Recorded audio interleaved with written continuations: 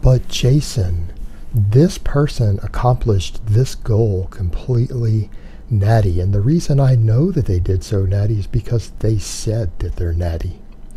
Why can't you do this? Why can't this other person do this? Why can't my friends do this? Hey everybody, it's Jason Brah here, and today I want to talk a little bit about these sort of statements and questions that people ask. And what people need to understand is that there are a lot of people out there who are doing a lot of impressive stuff with their physiques, with their athletic performance, everything else. And with the internet out there, people who are actually doing fairly exceptional things have a platform for the entire world to see. And because this is a monetized platform, and because there is so much profit in claiming to be natty even if you aren't, because again it gives people hope, it unfortunately has created a very, very skewed perception as to what the average person is capable of doing. And that's really a problem that we have online. And it's because, here's the thing guys, there are people out there who market themselves as being natty who aren't. And I know that might come as a big surprise to a lot of people. A lot of people are like, I like this person. I like what they do online. I assess their personality, and I just can't believe that they would do that. Well, that's the reality, guys. Anabolic use is very prevalent and very widespread. And what people need to understand is that the majority of people who use stuff actually don't achieve anything exceptional on it. That's reality. Because truth be told, when you count the number of people whose surveys and everything else show have used these things versus the number of people who have achieved exceptional things, the numbers don't really add up, do they? And that's the thing, you know, I always get people who say that they'll see someone on YouTube and they're like, well, this person lost 35 pounds and got stronger. It's like, well, okay, they weren't a new, they've been training for years. Well, that doesn't happen in the real world. That doesn't happen in the real world. Unless it was over several years. Now, someone loses 35 pounds over the course of 3 years, and they add 5 pounds on their squat, 10 pounds on their squat. Again, assuming they've already trained, they're not a noob or anything like that. Okay, I'll believe that. But if someone does that in a fairly short time period and their numbers go up, you need to be realistic here, guys. That's not reality. That's not how the body works. I'm not saying advanced athletes don't recomp sometimes, but it's not something noticeable. They don't drop 30 pounds or 40 pounds of body weight and add 30 pounds on their squat. Okay, it doesn't work that way. You know, people say, well, this person did this transformation and they're natty. They look this way, and it's like, well, how do you know? Did it ever occur to you guys that the majority of people who do illegal drugs and who do so for financial profit and know they will make more money if they lie about their illegal activity? It doesn't seem to occur to a lot of people that, you know, those people might be lying. They might be lying. And the worst part is then when everyone applies that to everyone else without understanding that, you know, different people take different amounts of substances. That might come as a shock also. You know, that it's actually possible, just like with anything else, like alcohol, you know, that it's possible for one person to drink 1 drink a week and for another person to drink 20 drinks every day. Well, anabolic drugs actually have a larger spread of use and abuse than that. It's actually cases where some people literally use 100 times as much as other people. Yeah, that actually happens.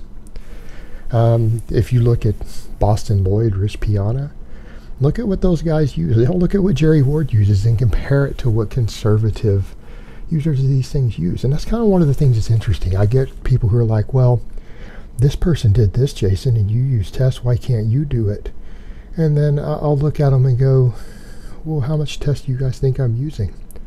You guys do know I'm in the normal testosterone range, right? That I'm on a replacement dose and I'm 41 years old. Now, that doesn't excuse me from not being able to accomplish things, and I am working on accomplishing things. I'm getting stronger right now again. I'm successfully doing so. Like, I'm actually very happy with the rate of progress I'm making in the gym these days. You know, it doesn't make me the strongest guy on YouTube. Probably doesn't make me the strongest 40-something-year-old guy on YouTube. I don't know who else is out there. But I'm achieving goals. But here's the thing. How much different would that be seen if I had never admitted to using TRT or anything else? What if I had come forward and left information out and had just came on YouTube, started doing my thing, did my comeback from illness and everything, which, you know, I covered and was kind of a big part of my original YouTube outreach. Me rebuilding myself after spending a year in bed sick and several years away from being able to train, getting back into powerlifting. What if I had come forward and said, guys, I used to use a bit of gear in my 20s, not like Jerry Ward level doses, which is true. We've seen Jerry's doses that he used while claiming to be Natty that I had publicly put out there, and he did basically admit that that was true, that while on YouTube he was using 2 grams of gear plus growth hormone IGF-1. I didn't use that type of gear back in my 20s. I benched over 400 and squatted over 600 on a lot less than that. But the point is, what if I had come forward and said, you know, I didn't use those side of amounts, but I used stuff in my 20s, and then I just said, now my testosterone is in the normal range. Yeah, I've had my test levels done every single year, and I have the testosterone of a healthy 20-year-old, which would be a true statement. That would be true right now. My current levels look like that of a healthy 21-year-old, right? That's where I'm at. What if I had just said that and just neglected to say that I was on prescription TRT? And I just said I had normal testosterone levels, healthy testosterone levels. That would be a true statement. I wouldn't have to lie at all. What if that's what I said repeatedly, and then I got on camera and started repping out over 500 pounds for work sets on the deadlift without a belt? Or got on right now and, you know, threw 405 on the bar and did work sets with just paused ass to grass squats without a belt, because that's what I can do right now in my 40s. And I just said, hey, I'm a 41-year-old guy with healthy, normal testosterone levels, and this is what I lift, and my goal is to just get strong again and be healthy and fit. There would be people who would be saying, oh yeah, man, he's Natty, dude, this dude's doing real good for 41, wouldn't they? That's exactly what people would be saying. Now, they wouldn't be calling me aesthetic, but they would be like, I don't know, man, for a 40-something-year-old who doesn't care about bodybuilding or being ripped, he actually looks okay.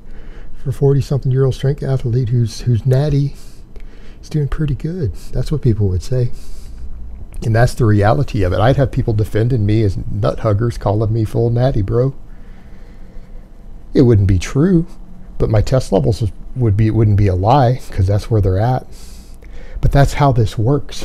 You don't even have to lie. You can just neglect to tell the full truth.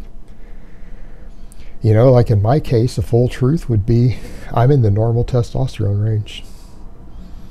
That'd be a true statement. But because I've admitted to being on TRT, because we got jackasses like Mark Lobliner who come up there and say, oh yeah, I'm just on prescription TRT, when, you know, I know from what I had talked to with him before, yeah, he does get TRT prescription, but I know he was using 200 milligrams of NPP every day. That's 1.4 grams a month. You know, he just neglects to say that that is included with his TRT. But because you have guys like that who only tell part of the truth, somehow people get this idea in their head that guys who are on TRT should be Lobliner size. They should be ripped at 230 and all that. Or they assume that a guy in their 40s who's on TRT, or even in their 30s who's on TRT, should be deadlifting, you know, 700 pounds, 800 pounds, right? Because they're on test, without ever stepping back and realizing that that guy on TRT has the same testosterone levels that you do as a Natty, as a younger guy. That in some cases, some of you 18-year-olds have a higher test level than the guy on TRT. So the question I would ask you, why can't you guys deadlift 700-800 pounds? You know, but people don't think about it that way, and then they continue to follow people, and they don't understand what's doable, natural, and what isn't, because everyone online claims Natty. And put that back in perspective, guys. Look at where Jerry Ward is in terms of physique and everything else, and where he was back during the BioGrow stuff. He was on 2 grams. So that you understand the difference. Testosterone replacement therapy is about 100 milligrams, in some cases up to about 150 milligrams every week. He was on 2,000 plus HGH plus IGF-1. Now consider where he was in comparison. Guys, that's 20 times TRT. Right? In other words, he had the hormone profile 20 times what a lot of 21-year-olds have. And that's what he accomplished on it. Now, whether you think that's good or bad is subjective. But keep in mind, he was claiming natty at the time. And there were nut huggers saying, no, Jerry's full natty. He used to do gear, but he's natty now. 2 grams plus growth hormone. Because people's perceptions have been so skewed, a person who maybe isn't the most genetically gifted or doesn't train really hard, because Jerry doesn't, people then look at that and they accept that that person could be natty when the reality is they're on 2 grams of gear. That's how badly people's perceptions have been skewed, and that's how easy it is to trick people by nothing more than the words, Dan, look, I don't look like an IFBB pro, I don't deadlift 800 pounds, I'm natty. And that's all it takes. 100,000 people will believe that person is really natty purely based on their claim, when the reality is they might not be. Alright guys, but that's really all I have to say on that today. I hope it's been informative, and I will talk to you guys next time.